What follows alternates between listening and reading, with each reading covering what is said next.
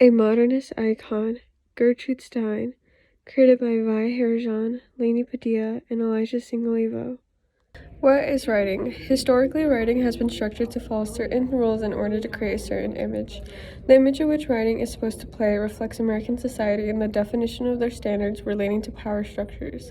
Many creative writers and artists wanted to challenge these structures through a literacy movement known as modernism. One writer who shaped the modernist movement was Gertrude Stein. Born in Allegheny, Pennsylvania, February 3rd, 1874, Stein has been dubbed as one of the most famous and influential writers of the 20th century. She won many literary awards and even became known as an icon for modern feminism. Unfortunately, before Stein was able to receive any rewards, she died on July 27, 1946 in Neuilly-sur Seine, France. Although Stein may have died, she continues to make a difference in the world by breaking the typical standards of short stories. Stein makes an effort to change the formula of writing in order to showcase the modernist movement and break the rules of stories that are based on the patriarchal structure of society. Writer and poet Gertrude Stein resorts to experimentation throughout her writing in an effort to differentiate modern feminism versus the strict rules of the literary world. Her tendency to write in an informal manner suggests that she was a free-spirited person, which was also heavily incorporated into her writing. In the past few decades, the focal point of structured writing in American literature was emphasized based on what rules men or women should take on in society. Stein does the exact opposite in her writing as she highlights the patriarchy from a feminist lens. This topic is what made Stein's writing so controversial. For example, in Stein's The Gentle Lena, character Lena is a German immigrant who came to live with her aunt in the US in order to have a better life for herself because of the tensions that went on in Germany. The timeline was set just a few years before World War I, and in the story, Lena is portrayed as a calm and gentle young woman who's been in an arranged marriage by her aunt to a wealthy man named Herman Kretter. Both Lena and Herman did not care much to get married, but they both understood the importance of their betrothal despite their hesitation to get married. When Lena eventually does tie the knot with Herman, the marriage is unfulfilling and the couple are both dissatisfied with one another. The true reason for the marriage was to continue the lineage of the Kretter family. So essentially, Lena was nothing more than a baby maker who sadly died alone, and the only person who missed her was the good German cook who had always scolded Lena. The story illustrates the integration of the patriarchy in heterosexual marriages while also simultaneously highlighting Stein's view on the patriarchy. While her view is not explicitly stated, the story depicts the patriarchal world women must go through, especially during the process of marriage. The emphasis of marriage is also implied in the short story Miss Fur and Miss Skean. The difference between these two short stories' main character is that Miss Fur is already married, but much like the previous couple, she is also in an unhappy marriage. Although for Miss Fur specifically, her sexuality is presented as a lesbian instead of a heterosexual, despite being in a heterosexual marriage. The non-typical sexuality demonstrates what type of non-conformist writer Stein was, and through her character's sexuality, she was able to rebel against the patriarchal expectations of being straight and strictly inside of a heterosexual relationship only. Throughout Stein's work, particularly in Miss Fur and Miss Skeen, the focus of being gay or lesbian is highlighted in the story in order to showcase her gender identity and instill queer awareness to her audience. The short story follows Helen Fur, who had a pleasant husband with a seemingly nice life. The catch is, Miss Fur was not straight but gay, and at the beginning of the story she meets a fellow gay woman named Georgine Skeen. The both of them got along quite well, and from the wise words of Miss Fur, they stayed there and were gay there. The quote is referring to Fur and Skeen traveling together and being able to be gay with one another and those around them only when they are together.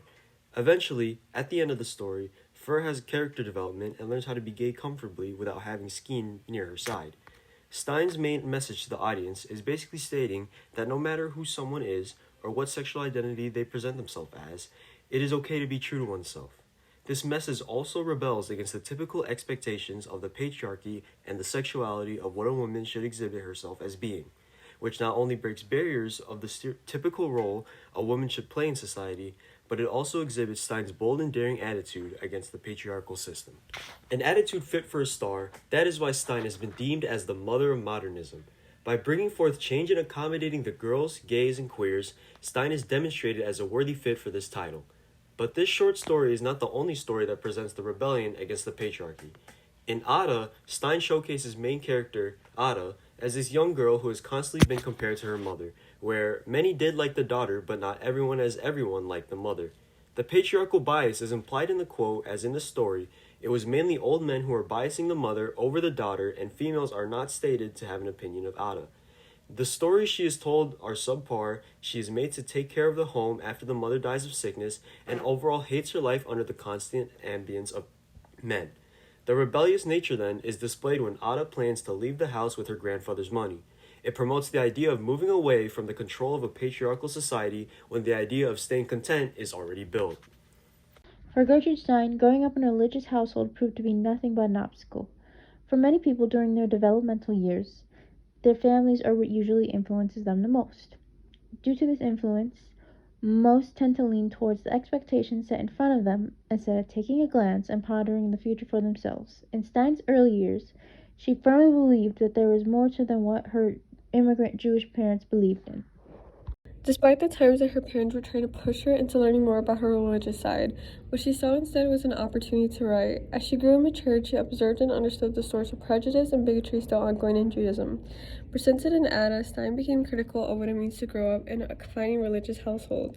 Behind the riches or fortunes a religious family holds, Stein vaguely tells the audience how it is nothing more than an excuse for happiness. Her grandfather had left some money to them, each one of them. Ada said she was going to use it to go away from them. For Stein, she migrated in her adult years to France to escape the binding ties holding her to her family. Not only did she experience cultural bereavement, but she saw more behind the multitudes of changing communities. Even so, Stein became aware that one cannot hold their own opinions if the religious ties binding that person is in another spectrum. As a fellow open lesbian, Stein first introduced of what it means to feel self-assured and not afraid of one's true sexuality in Miss Fur and Miss Skeen. When she writes, Helen first stayed there, where they had been regularly living, the two of them, and she would then certainly not be lonesome. She would go on being gay. Just like her very own life in her writing, Stein insists upon breaking free from the conventional norms of opposite-sex relationships and creating one's own identity outside what is known about societal genders. As a result, this allowed Stein to become more inclusive toward the idea that the world was changing and no one really knew. With the lack of a cultural identity as a non-practicing Jew, she vigorously spent her youth reading, introducing religious conceived notions, and an understanding of the world. Stein's love for Fielding, Richardson, Scott, Shakespeare, and Wordsworth led to a prized education at Harvard and the chance to study with William James in his psychology laboratory. This went on to allow her to tap into complex, dynamic character personalities, mental inclinations, and the reality of human nature. Following this, her writing was unique in a way that others began to see a new perspective of what it meant to be humane. Unlike most typical American writers, Stein never confined herself to any genre. Her writing consistently shifted between genres, sticking to no one true style. From biographies, mystery novels, to short story narratives, Stein's works have a wide range of variety.